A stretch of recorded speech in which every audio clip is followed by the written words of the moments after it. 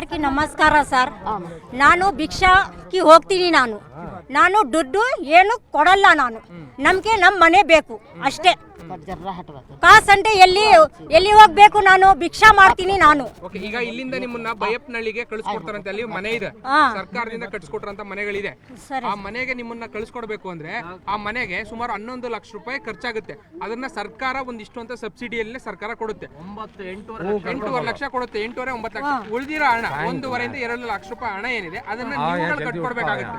ಅದನ್ನ ಕಟ್ಕೊಟ್ಟು ಅಲ್ಲಿ ಹೋಗೋದಕ್ಕೆ ರೆಡಿ ಇದ್ದೀರಾ ಹೇಗೆ? ಇಲ್ಲ ಸರ್, ನಮ್ಮ ಹತ್ರ ಕಾಸಿಲ್ಲ ಸರ್. ನಮ್ಮ ಹತ್ರ ಕಾಸಿಲ್ಲ.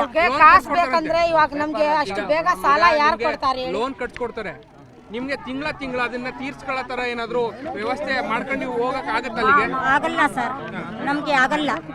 ನಮ್ಮ ಹತ್ರ ಕಾಸು ಇಲ್ಲ, ಏನು ಇಲ್ಲ, ನಮ್ಗೆ ಆಗಲ್ಲ. ನಾನು ಭಿಕ್ಷಾ ಮಾಡಿಗೆ 100 ರೂಪಾಯಿ 800 ರೂಪಾಯಿ ಸಿಕ್ಕುತ್ತೋ ನಮ್ಗೆ. ನಮ್ಗೆ ಆಗಲ್ಲ ಸರ್, ನಾನು ಕಟ್ಟಲ್ಲ. ನಾವು ಭಿಕ್ಷಾ ಬಿಡಿಯವರು ತುಂಬಾ ದಿವಸದಿಂದ ಇಲ್ಲೇ ಇದ್ದೀವಿ. ನಾವು ನಮ್ಮ ಹತ್ರ ಈಗ ಸಾಲ ಮಾಡಿ ದುಡ್ಡು ಕೊಡ್ಬೇಕಂದ್ರೆ ನಮ್ಗೆ ಯಾರು ಕೊಡಲ್ಲ. ಅಷ್ಟು ಅವಸ್ಕಾರನೂ ನಮ್ಗೆ ಇಲ್ಲ ಇವಾಗ ಕೊಡೋದು. ನಾವು ಫಸ್ಟು ಜೋಪಡಿ ಇದ್ದು ನಮ್ದು, ಇವಾಗ ಮನೆ ಕೊಟ್ಟಿದ್ದೀವಿ. ಅದನ್ನು ಸಾಲ ತೊಗೊಂಡು ಬಂದು ಕಟ್ಟಿರೋದು. ಆ ಸಾಲನೇ ಇನ್ನೂ ಯಾರಿಗೆ ಕೊಟ್ಟಿಲ್ಲ ನಾವು. ಇದು ಡೆಮಾರೇಷನ್ ಸಡನ್ಲಿ ಆಗಿಬಿಟ್ಟೈತೆ. ಮತ್ತೆ ಸಾಲ ತೊಗೊಂಡು ಬಂದು ಅವ್ರಿಗೆ ಕೊಡಬೇಕಂದ್ರೆ ನಮಗೆ ಆಗಲ್ಲ. ನಮಗೆ ಮನೆ ಬೇಕು ಸರ್, ಇಲ್ಲ ಅಂತ ಏನಿಲ್ಲ. ಅದೂ ಕಾಸು ನಮಗೆ ಕಟ್ಟಿ ಅಂದರೆ ನಮಗೆ ಆಗಲ್ಲ. ಅದಕ್ಕೆ ನಾವು ಹೇಳ್ತಾ ಇರೋದು, ಅದು ಕಟ್ಟಬೇಕಲ್ಲ ಸರ್. ತಿಂಗಳು ಕಟ್ಟಬೇಕಲ್ಲ. ಅದು ಆಗಬೇಕಲ್ಲ ನಮಗೆ. ಚಿಕ್ಕ ಮಕ್ಕಳು ಇದ್ದಾರೆ ನೋಡಿ, ಅವ್ರಿಗೆ ಸ್ಕೂಲ್ಗೆ ಕರ್ಕೊಂಡು ಹೋಗ್ಬೇಕು. ಇನ್ನು ಒಬ್ಬರು ಹೋಗ್ತಾರೆ, ಒಬ್ಬರು ಹೋಗಲ್ಲ.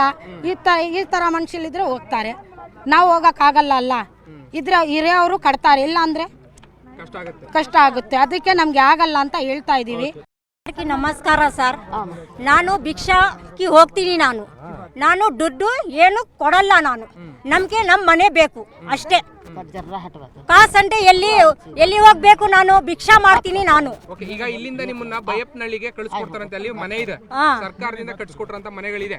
ಆ ಮನೆಗೆ ನಿಮ್ಮನ್ನ ಕಳಿಸ್ಕೊಡ್ಬೇಕು ಅಂದ್ರೆ ಆ ಮನೆಗೆ ಸುಮಾರು 11 ಲಕ್ಷ ರೂಪಾಯಿ ಖರ್ಚಾಗುತ್ತೆ. ಅದನ್ನ ಸರ್ಕಾರ ಒಂದಿಷ್ಟು ಅಂತ ಸಬ್ಸಿಡಿಯಲ್ಲಿ ಸರ್ಕಾರ ಕೊಡುತ್ತೆ. 8.5 ಲಕ್ಷ ಕೊಡುತ್ತೆ. 8.5 ಲಕ್ಷ ಉಳಿದಿರೋ ಹಣ 1.5 ಇಂದ 2 ಲಕ್ಷ ರೂಪಾಯಿ ಹಣ ಏನಿದೆ ಅದನ್ನ ನೀವು ಕಟ್ಕೊಡ್ಬೇಕಾಗುತ್ತೆ. ಅದನ್ನ ಕಟ್ಕೊಟ್ಟು ಅಲ್ಲಿ ಹೋಗೋದಕ್ಕೆ ರೆಡಿ ಇದ್ದೀರಾ ಹೇಗೆ? ಇಲ್ಲ ಸರ್, ನಮ್ಮ ಹತ್ರ ಕಾಸಿಲ್ಲ ಸರ್. ನಮ್ಮ ಹತ್ರ ಕಾಸಿಲ್ಲ. ಕಾಸು ಬೇಕಂದ್ರೆ ಇವಾಗ ನಮ್ಗೆ ಅಷ್ಟು ಬೇಗ ಸಾಲ ಯಾರು ಕೊಡ್ತಾರೆ? ಲೋನ್ ಕಟ್ಸ್ಕೊಡ್ತಾರೆ ನಿಮ್ಗೆ. ತಿಂಗಳ ಅದನ್ನ ತೀರ್ಸ್ಕೊಳ್ಳೋ ತರ ಏನಾದ್ರು ವ್ಯವಸ್ಥೆ ಮಾಡ್ಕೊಂಡು ನೀವು ಹೋಗಕ್ ಆಗತ್ತ? ಅಲ್ಲಿಗೆ ಆಗಲ್ಲ ಸರ್, ನಮ್ಗೆ ಆಗಲ್ಲ. ನಮ್ಮ ಹತ್ರ ಕಾಸು ಇಲ್ಲ, ಏನು ಇಲ್ಲ, ನಮ್ಗೆ ಆಗಲ್ಲ. ನಾನು ಭಿಕ್ಷಾ ಮಾಡಿಗೆ 100 ರೂಪಾಯಿ 800 ರೂಪಾಯಿ ಸಿಕ್ಕುತ್ತೋ ನಮ್ಗೆ. ನಮ್ಗೆ ಆಗಲ್ಲ ಸರ್, ನಾನು ಕಟ್ಟಲ್ಲ.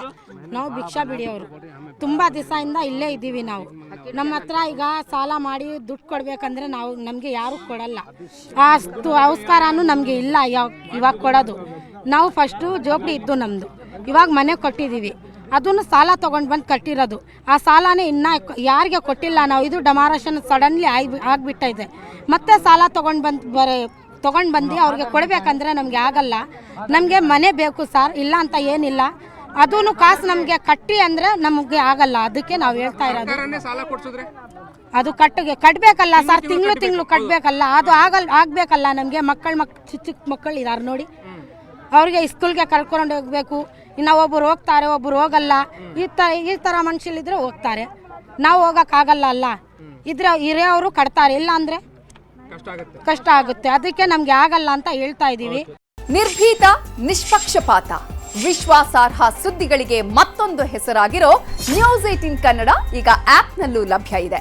ದಯವಿಟ್ಟು ಇಲ್ಲಿರೋ QR ಕೋಡ್ ಅನ್ನ ಸ್ಕ್ಯಾನ್ ಮಾಡಿಕೊಂಡು ಆಪ್ ಡೌನ್ಲೋಡ್ ಮಾಡೋದಕ್ಕೆ ಮರಿಬೇಡಿ. ನಿಮ್ಮ ಬೆಂಬಲ ಹೀಗೆ ಸದಾ ನಮ್ಮೊಂದಿಗಿರಲಿ. ಧನ್ಯವಾದ.